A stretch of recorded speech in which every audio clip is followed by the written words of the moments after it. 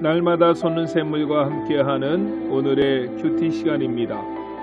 8월 24일 화요일, 오늘의 말씀은 로마서 7장 21절로 25절의 말씀입니다.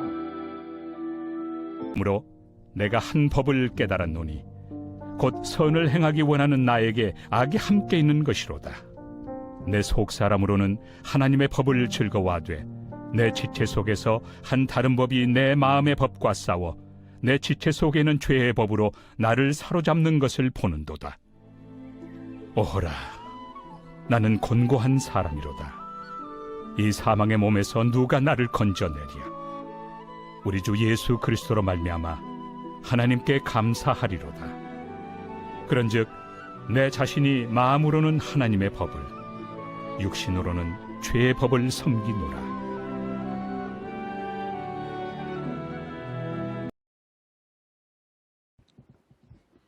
여호와 멜렉, 하나님은 우리의 왕이 되십니다. 여러분은 여러분 자신에 대해서 철저하게 절망해 보신 적이 있으십니까? 아무리 노력해도 도저히 해결할 수 없는 내 자신의 연약함 때문에 통곡해 보신 적이 있으십니까? 믿음이 좋은 사람들은 절대 신앙이 흔들리지 않을까요?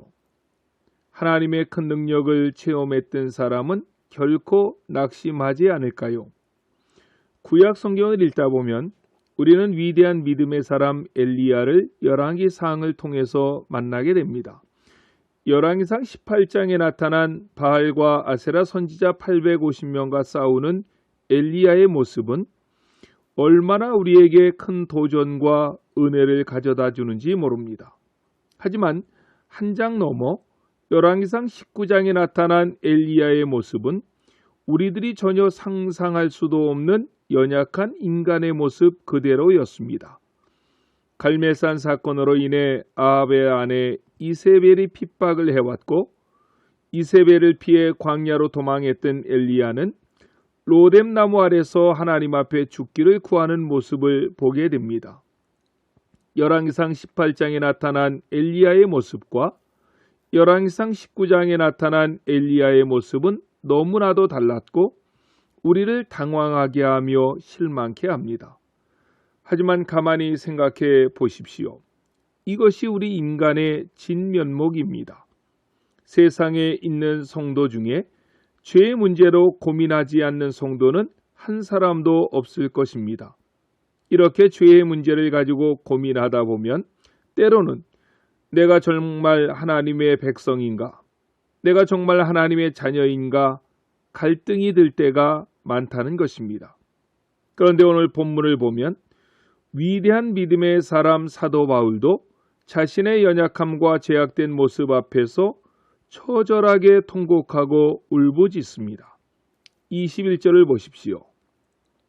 그러므로 내가 한 법을 깨달았노니 곧 선을 행하기 원하는 나에게 악이 함께 있도다 라고 했습니다.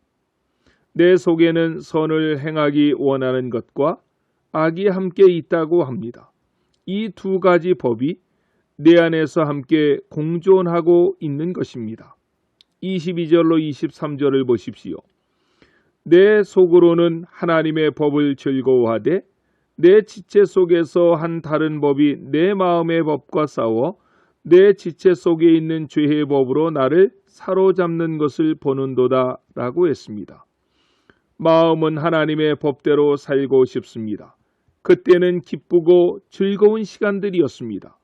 하지만 내 지체 안에 있는 다른 법이 나를 죄 가운데로 인도하는 것을 보게 된다는 것입니다. 이것이 사도 바울의 고백입니다.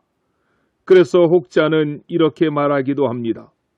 이것은 바울이 예수님을 알기 전에 다메섹 도상에서 거듭나기 전의 상태를 말하고 있는 것이다 라고 말입니다.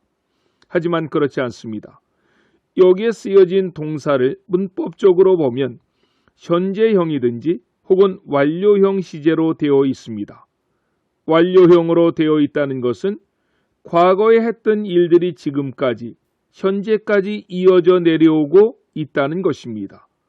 이 둘이 싸우는 것을 과거에도 경험했듯이 지금도 그런 삶으로 절망하고 고통하고 있다는 것입니다. 그래서 24절에서 사도 바울은 이렇게 울부짖습니다. 오라 나는 곤고한 사람이로다. 이 사망의 몸에서 누가 나를 건져내랴고 말입니다. 바울은 우리가 잘 아는 것처럼 길리기아 다소 사람입니다. 기록에 의하면 다소에서 조금 떨어진 곳에 어떤 특별한 종족이 살고 있었는데 그 종족은 살인한 사람이 있다면 살인한 그 사람을 그가 죽인 시체와 함께 묶어 놓는 풍습이 있다고 합니다. 다리는 다리끼리, 팔은 팔끼리 묶어서 완전히 꼼짝 못하도록 묶는다는 것입니다. 그러면 결국 산 사람도 몸이 같이 썩어가게 되는 것입니다. 이것이 바울의 고향인 다소 근처 한 종족의 법이라고 하는데 본문 24절은 사도 바울이 바로 그러한 현상을 머리에 연상하면서 고백했을 것이라고 학자들은 말합니다. 하나님의 법과 죄의 법이 싸우는 고통과 아픔이 얼마나 큰 것인가, 얼마나 괴로운 것인가를 잘 표현해주고 있는 내용이라고 봅니다. 여기에 곤고한 사람이로다 라는 표현 중에서 곤고하다라는 말은 비참하고 참혹한데 도무지 그 문제를 해결할 능력이 내 속에 없다는 것을 의미합니다. 목회자 중에 최고의 목회자요 부흥사였던 조나단 에드워드는 이렇게 말했습니다. 나는 매우 자주 큰 소리로 울 정도로, 그것도 상당한 시간 동안 그렇게 할 정도로 죄악이 나를 사로잡았다. 그때 나는 모든 인류 중에서 가장 악한 자로 지옥에서 가장 낮은 자리를 차지할 것이라는 생각마저 들기도 하였다라고 고백했습니다. 미국 최대의 부흥운동을 강력하게 일으켜서 그가 설교하면 많은 사람들이 거꾸로지며 주께로 돌아오게 했던 위대한 믿음의 사람 조나단 에드워드가 오늘 본문에 나타난 사도 바울과 동일한 고백을 합니다. 성령의 역사하에 있는 사람도 죄와의 관계 속에서 죽을 때까지 이러한 갈등을 한다는 사실을 알아야 됩니다. 성화가 높은 수준에 올라간 사람일수록 죄로 인해 느끼는 좌절과 절망은 더 깊어만 가는 것입니다. 그런데 잘 생각해 보십시오.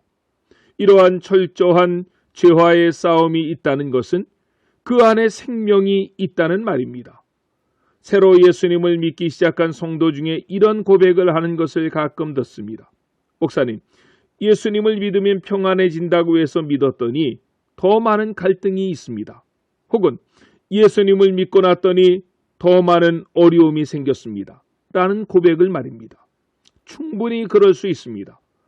예수를 믿는 사람들은 한 가지 원리에 지배를 당하고 있는 사람이 아니라 우리 마음 가운데에는 하나님의 법이 있고 또 아직까지도 세상의 법이 존재하고 있기 때문에 이러한 갈등을 우리는 계속하며 살 수밖에 없다는 것입니다.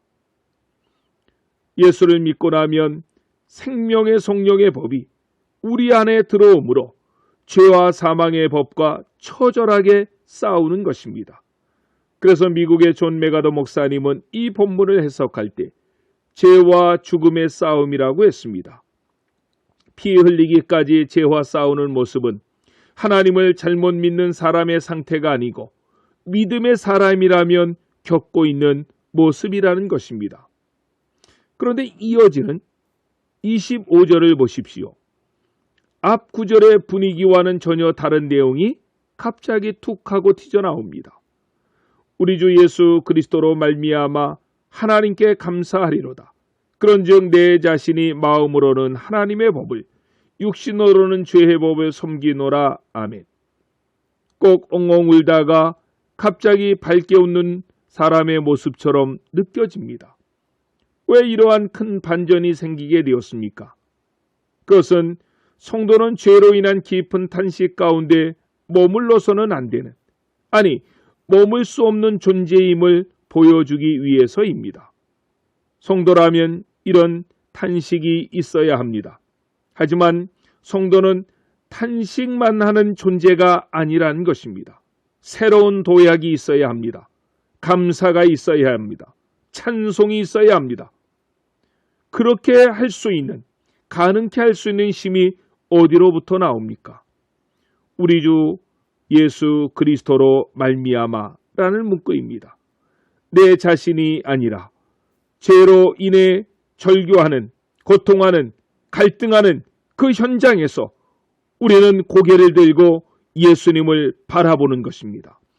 예수님을 바라보니 힘이 생기는 것입니다. 고난 중에서도 감사함이 넘치게 되는 것입니다. 내 속을 바라볼 때에는 소망이 없었는데 고개를 들고서 예수님을 바라보니 소망이 생겨나고 찬송과 감사가 넘쳐나게 되었다는 것입니다. 이것이 신앙이고 믿음입니다. 이런 은혜가 죄악 가득한 세상을 살아가는 모든 성도님들의 삶 속에서 날마다 넘쳐나시기를 예수님의 이름으로 간절히 축원합니다. 아멘. 주기도문으로 예배를 마치고 오늘도 주신 말씀을 붙잡고 하나님 앞에 간절히 기도하시겠습니다. 하늘에 계신 우리 아버지, 아버지의 이름을 거룩하게 하시며 아버지의 나라가 오게 하시며 아버지의 뜻이 하늘에서와 같이 땅에서도 이루어지게 하소서. 오늘 우리에게 일용할 양식을 주시고 우리가 우리에게 잘못한 사람을 용서하여 준 것 같이 우리 죄를 용서하여 주시고 우리를 시험에 빠지지 않게 하시고 악에서 구하소서. 나라와 권능과 영광이 영원히 아버지의 것입니다. 아멘.